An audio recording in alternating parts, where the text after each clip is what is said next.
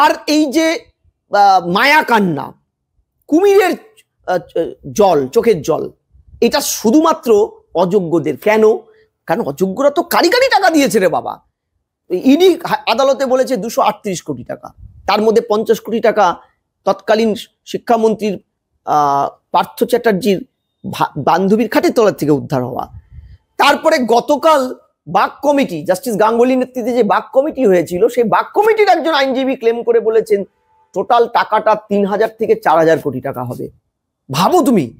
তারপরে গুণধর জীবনের মোবাইল থেকে, মানে জীবন মানে আবার এটা আবার ভুলে হয়ে যাবে, জীবন কৃষ্ণ সাহা তৃণমূলের একজন গুণধর এমএলএ, এই জীবন কৃষ্ণের মোবাইলের মধ্যে থেকে পাওয়া তথ্য বলছে 3400 ছেলে মেয়ে 15 লক্ষ টাকা করে ওকেই নাকি ভাগটা দিয়েছিল, বাকিটা উপরে গিয়েছিল, অর্থাৎ 510 কোটি টাকা ওর কাছেই আছে সাইফুনিং।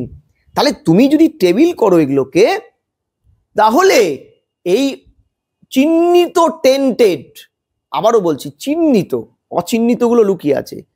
আর কোনোভাবেই মাননীয় সুপ্রিম কোর্ট বা division bench, high court non tainted কথাটা ইউজ করেনি, টেন্টেড মানে চিহ্নিত হয়েছে, নাহলে বাকিগুলো অচিহ্নিত।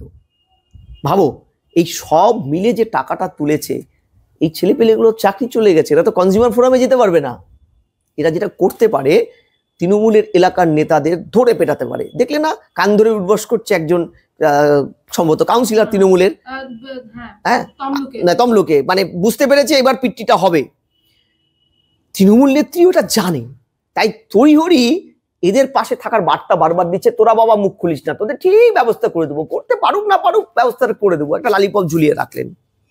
এই দায়বদ্ধতার থেকে এটা বলছেন, তিনি মানবিক হয়ে বলছেন, আমি আমাকে 1 লক্ষ ঘা দিলেও আমি এটা মুখ থেকে বলবো না, কারণ আমি প্রমাণ দিয়ে তোমাকে দেখাতে পারি এই দাগিদের প্রতি রাজ্যের মুখ্যমন্ত্রীর দায়বদ্ধতাটা নিতান্তই পলিটিক্যাল, নিতান্তই ফিনান্সিয়াল।